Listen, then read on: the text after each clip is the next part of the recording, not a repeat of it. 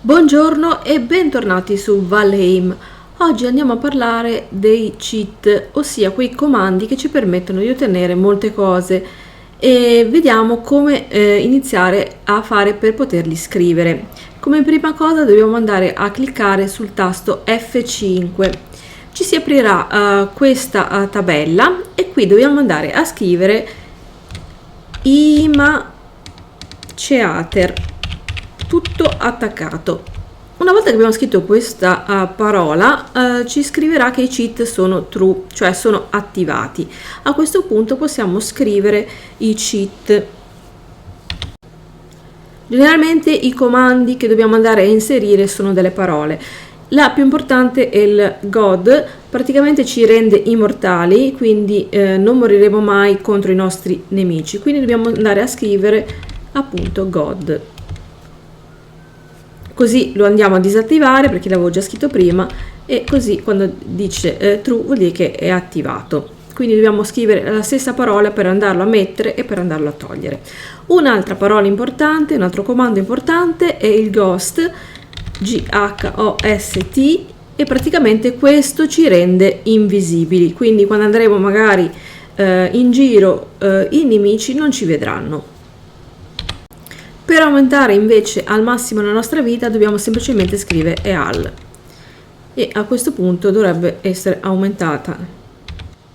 Dunque dopo quest'ultima patch, contrariamente a prima che si salvava la partita ogni mezz'ora, adesso si salva ogni 20 minuti, però si può anche salvare la partita manualmente utilizzando il comando save. Vedete che sta salvando. Quindi ogni volta che ci troviamo in difficoltà, ovviamente questi comandi sono validi soltanto se andiamo a giocare in single player, possiamo salvare la nostra partita. Ora vediamo per killare tutti i nostri nemici e anche per tamare. Magari facciamo un esempio pratico, vediamo se troviamo qualche cinghiale, lo possiamo andare a tamare direttamente. Adesso chiaramente non troveremo nemmeno l'ombra perché è anche notte, ma si tratta di una skill AOE che va a tamare gli animali. Vabbè, adesso cerchiamolo. Dunque, allora adesso mi stanno inseguendo un po' di nemici, proviamo a ucciderli tutti sempre con i comandi. Dunque adesso dovrei essere in modalità God, quindi non dovrei perdere vita, in teoria, speriamo di essere rimasta, perché quindi mi vado a girare e vado a scrivere sempre con F5 il comando che è kill all. Scritto giusto? Sì, ok, e infatti sono morti tutti, come potete vedere, quindi questo comando funziona. Vabbè, funzionano tutti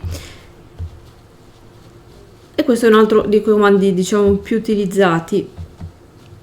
Poi per tamare ci vorrebbe un cinghiale, ma ancora non l'ho trovato,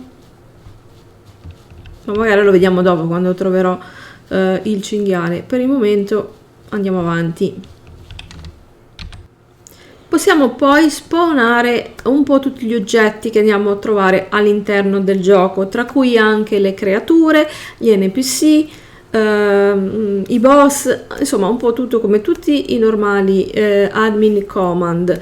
Ora facciamo un esempio per quanto riguarda, visto che non lo trovo, spawnare un cinghiale e poi lo andiamo a tamare. Dunque allora dobbiamo sempre utilizzare F5. Qua avevo già fatto delle prove, però adesso ho controllato meglio, non erano questi, e bisogna scrivere il nome con la maiuscola, quindi B maiuscolo Boar, e qui dovrebbe uscire fuori un cinghiale. Subito dopo, vedete, eccolo qua, scriviamo il comando tame. Oggi vedete, quindi possiamo semplicemente farlo spawnare e sarà un nostro nemico, diciamo così. Per poterlo tamare scriviamo il comando tame. Vabbè, questo poi per metterlo dentro al recinto ci vorranno 5-6 mesi. Oh, ma ragazzi, ma sono tutti morti? Ma perché? Aia, perché sono tutti morti? Il mangiare ce l'avevano. Ce n'avevo un sacco oggi, stamattina. No, ma poi anche il brutto che poi mi ritira, vabbè, ecco, boh, mi hanno dato la pelle perlomeno. Vabbè, meno male che ho tirato fuori questo qui, è stata una fatica inutile. Non si sa perché sono morti, eppure il mangiare gliel'ho dato. Allora, vediamo se riusciamo a farlo entrare dentro questo qua. Vabbè, poi semmai lo faremo in un altro momento. Tiriamogli le carote. Allora, è così per quanto riguarda tutti gli animali che si possono addomesticare. Poi vediamo come spawnare gli oggetti. Ovviamente ogni oggetto ha un suo comando, solitamente sono con la maiuscola. Ora vediamo per esempio per i coin, quindi le monete, perché me lo ricordo, speriamo di scriverlo bene, perché se lo andate a scrivere anche male, sbagliate anche una sola cosa, non usciranno. Questo mi sta trasportando. Perfetto, allora coin dovrebbe essere coin, mettere il nome dell'oggetto più quanti ne vogliamo, facciamo 50. Dunque appunto, come vi dicevo, basta poco per sbagliare, se io non me li ricordo tutti a memoria, li avevo visti un po' velocemente. Ecco la S finale, quindi perché è plurale. Eccoli qua ragazzi, adesso vi trovate, lui vi getterà per terra gli oggetti richiesti e basterà semplicemente andarci sopra e li raccogliete. E questo vale appunto, come vi dicevo, per tutti gli oggetti che trovate all'interno del gioco e anche i nemici.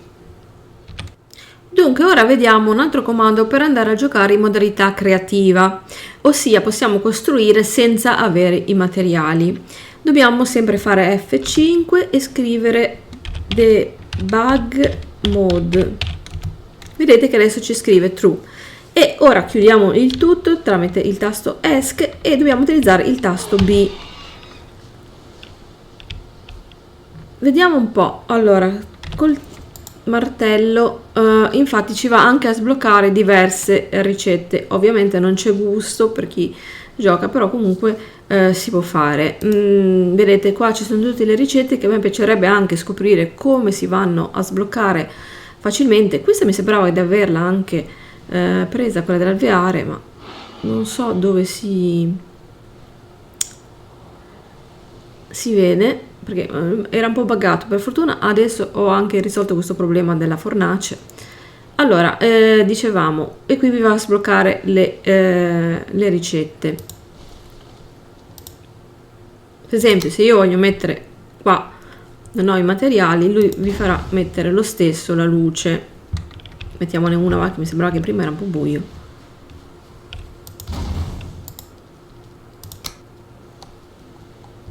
Vedete queste, ma che sono questi? Delle lanterne? Jack Turnip. Ecco, per esempio i rapanelli non so dove che si trovino, molte cose ancora devo capire come funzionano. Un altro comando importante nel debug mode è quello di poter volare. Questo ci servirà soprattutto se abbiamo un nostro server privato per andare a controllare i vari giocatori che cosa fanno. Una volta attivato il debug mode dovete semplicemente cliccare sul tasto Z. In teoria dovrei volare, ecco. E a questo punto siamo in grado di muoverci molto più velocemente e di volare. Possiamo anche andare in alto puntando in alto. Sembra di essere... Oh, ma qua c'è della roba.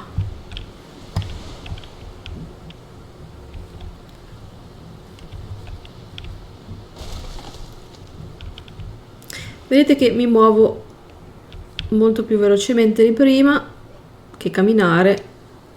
Si può andare anche raso terra. Possiamo andare a controllare in questa maniera un po' che cosa ci aspetta.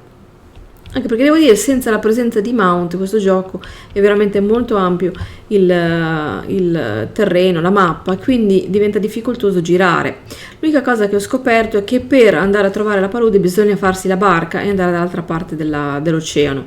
Quindi non è per adesso che ci vado, perché volevo fare la barca, quella un po' più grande, non la zatterina, perché ci si mette una vita, ho provato ieri, però non so bene.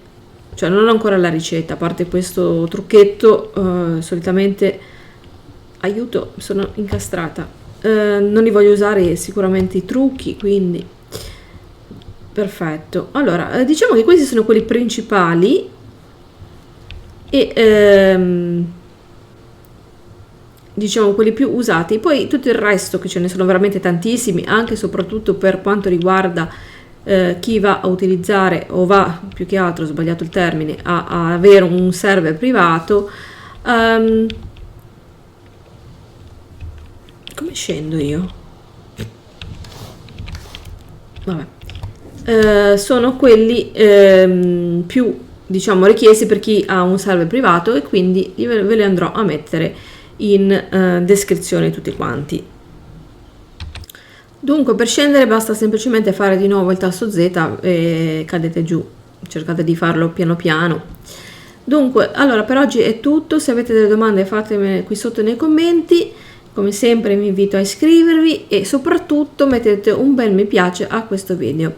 Ciao ragazzi, e al prossimo episodio.